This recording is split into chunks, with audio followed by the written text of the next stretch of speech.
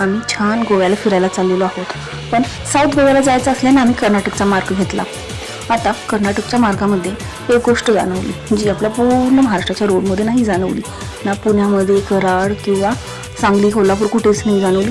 ती म्हणजे रस्त्याच्या दोन्ही बाजूला जी हिरवळ होती ना, ती बाप रे बाप, एवढी हिरवळ होती.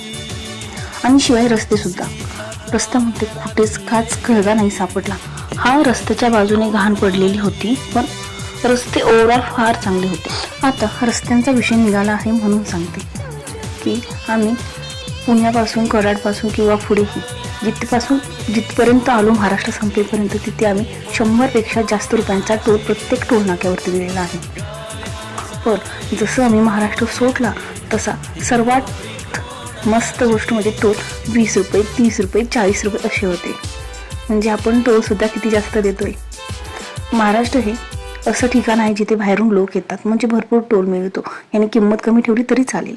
थोडक्यात काय तर एवढे जास्त टोल ठेवण्याची गरज नाही आणि हिरवळीकडे लक्ष दिलं पाहिजे.